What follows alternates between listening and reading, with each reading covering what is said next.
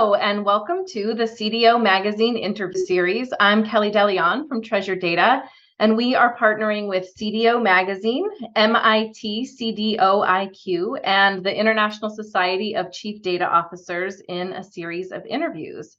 Today, I have the pleasure of speaking with Doug Laney, noted author and Data and Analytics Strategy Innovation Fellow at West Monroe. Welcome, Doug. Thanks, Kellie. Great to be with you. Kind of want to dive into a pretty specific topic. So, interesting to see your lens from where you sit and how you think about data and how you might, think about an issue that I think it touches a lot of marketers in particular, and also that, chief data officers and other folks that are working in the data space are thinking about how are we going to handle this, which is the deprecation of third-party cookies, which keeps getting pushed out. But there will come a time that it actually does totally happen. And we're already seeing pieces of it that are already happening. Well, does this mean I don't have to click on websites except cookies anymore? Yes. If so, I'm all for it. We'll look forward to that day. So, but I know that this is something that folks are thinking about from a lot of different, lenses. How is that going to, influence marketing? How is that going to influence our risk in lots of different ways? So, there's deprecation of third-party cookies, more and more privacy laws and complex regulations, even within the United States. And then when you kind of put that through a global lens and all of the different, countries that brands might be working in, there's a lot of complexity around customer data. And so this idea of first-party data and the data that a company really does own, although that's up for debate, but the data, the first party data that a company holds and has gathered directly from customers is more and more important, and I think will continue to grow to be more important than ever. So I'm just curious, from where you sit and your long range of experience and broad perspective on data, how can brands and businesses be thinking about how to balance the demand for privacy and the customer expectation there, while also thinking about how do we leverage data to provide the experience that customers have come to want to expect? Yeah, that's a great question, Kellie. Here's the thing, and I'm no privacy expert, but listen, I don't think a lot of digital natives are clamoring for increased privacy. I think it's us boomers. The funny thing, and yet the funny thing is that, when I used to go to the local record store, remember records? Actually, vinyl's overtaken, making a comeback. Everything but streaming now. The owner of the record store knew me and knew my tastes and knew I was a geeky suburban kid and what I didn't have a lot of money to spend, and he always recommended something good. And I can still remember the day coming home with the 45 of American Pie, right, and playing it nonstop for a week. So listen, when it comes to privacy, I get it. People are more scared of machines than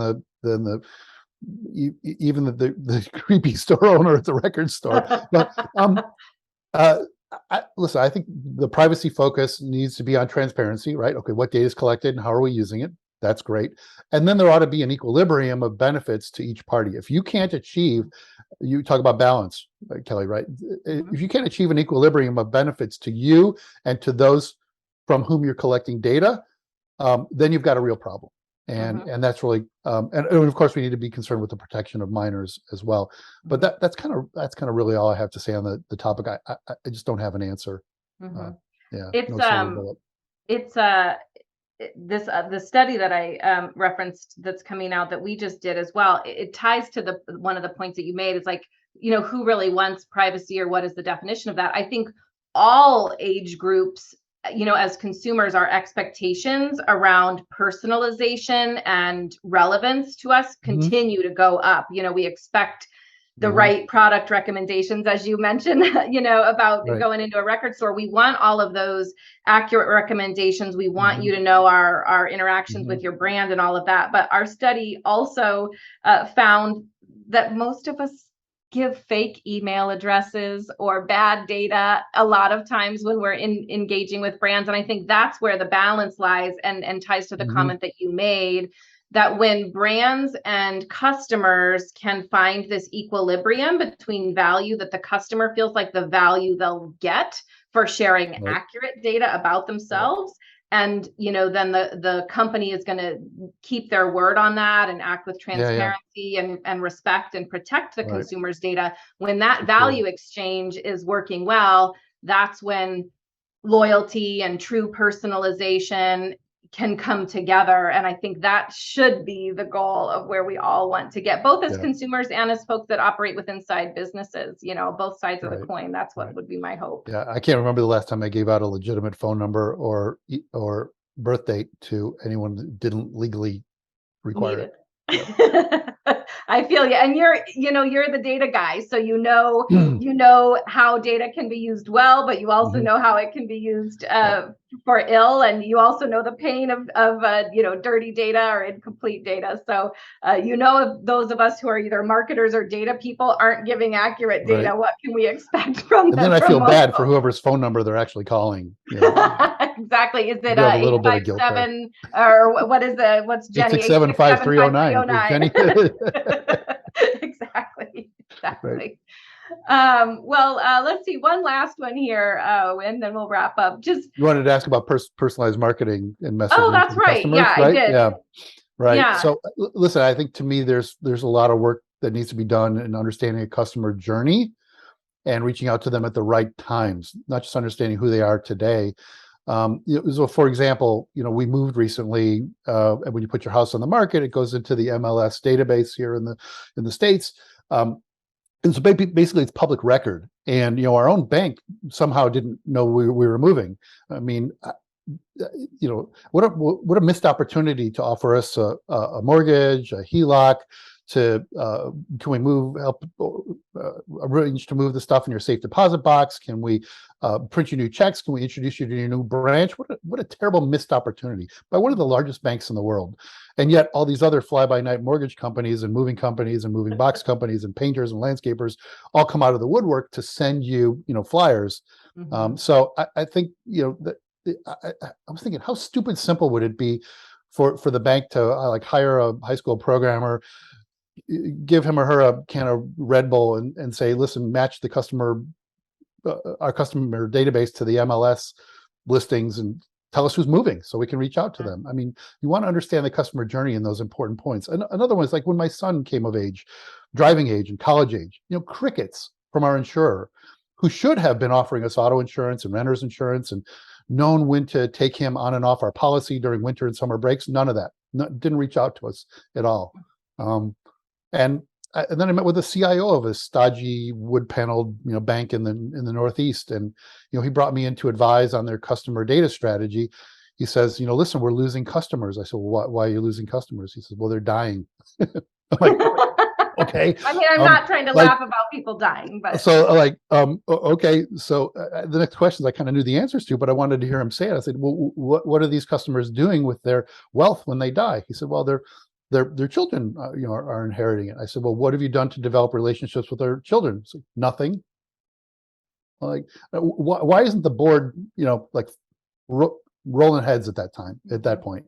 So, anyway, understand your customers' journeys, right? And from a data management standpoint, I think some things that I'm kind of expecting, we can talk about that later if you want, but like this extended information ecosystem, understanding data across outside your organization.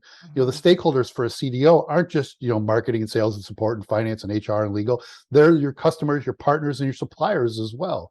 I'd also love to see self-organizing data. We really haven't cracked the the 3 V's. We really still haven't cracked the variety problem. We can increase our augment our architecture and our technology to handle the volume and velocity of data, but we really haven't cracked the code on variety. So something that understands that and self-organizes or self-integrates data would be great. I see in the future the ability to automatically generate dynamic digital twins being really valuable, and probably an evolution from bio enhancements to more informational and memory enhancements kind of taking shape.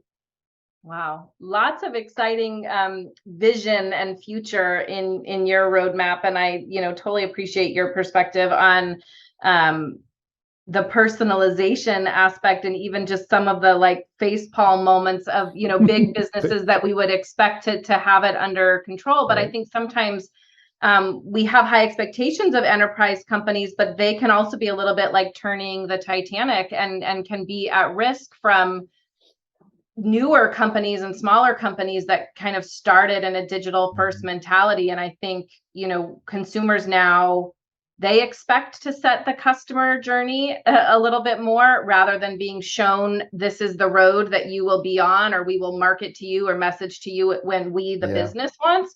But rather there's a need to be much more responsive to the customer, and the only way to do that is with data, and Yeah. to have access to the data, and to use it, and to understand it, and to handle it responsibly. So I love how you're thinking about that, Thank you. and the potential You you too, see Kelly. in that in the Sounds like we're future. both excited about data. Yeah, absolutely. Well, thank you so much, Doug, for joining me today. I feel like we could, you know, talk forever about so many of these topics, but Let's we've do it had a again great soon. chat, Yep. and I hope that it was also very valuable for the folks that were listening. Let us know, where can people find your books that sound so juicy and so, you know, helpful for so many. Would love to know where folks can find you and where you can be reached. Infonomics can be found from various booksellers, and Data Juice right now on Amazon. Infonomics is in audio, hardcover, and ebook, and Data Juice is in softcover and ebook as well. And an offer to any data and analytics executives who are interested in copies of the book for their executive team or anything, reach out to me directly. We can make some arrangements, or even if you just like a copy yourself. So happy Awesome. to do And should so. folks find you on LinkedIn? Is that the best way Yeah, to find you? LinkedIn's great. I'm also on Twitter, and yeah, LinkedIn's a good way. Awesome. Thank you so much, Doug, for a very fascinating and enlightening conversation. I really appreciate your time. Thank you, And Kelly. I want to share with our folks that are listening that they can also visit cdomagazine.tech for additional interviews from Doug and from others. So thank you so much, Doug.